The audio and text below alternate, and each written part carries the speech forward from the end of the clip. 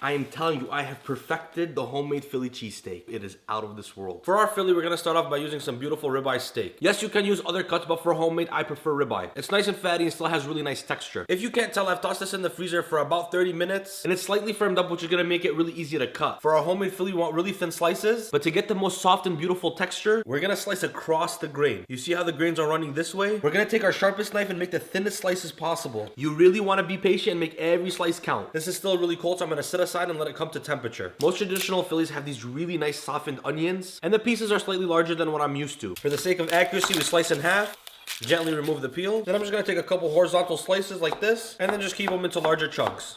Last but not least, we must prep our cheese whiz. And if the thought of cheese whiz disappoints you, can't help you there because it's just the right thing to do. In a beautiful saucepan, I'm gonna start heating on some milk, and now it's time to cook.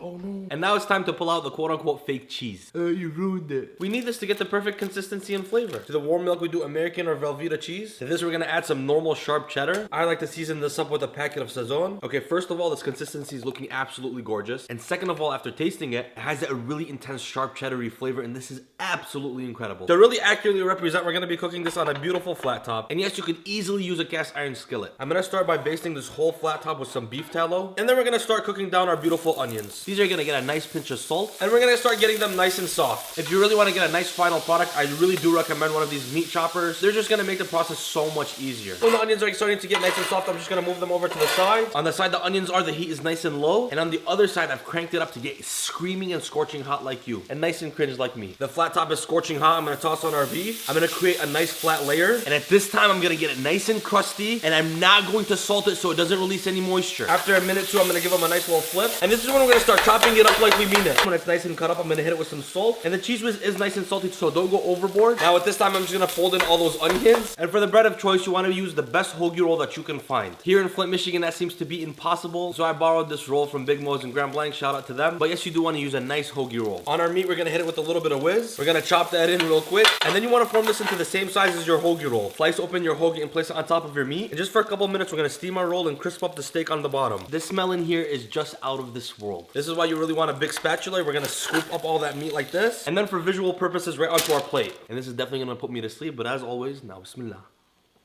I promise you, even if you're a Philly and if you have tried the best, this is some serious competition. And remember, we always need the extra whiz.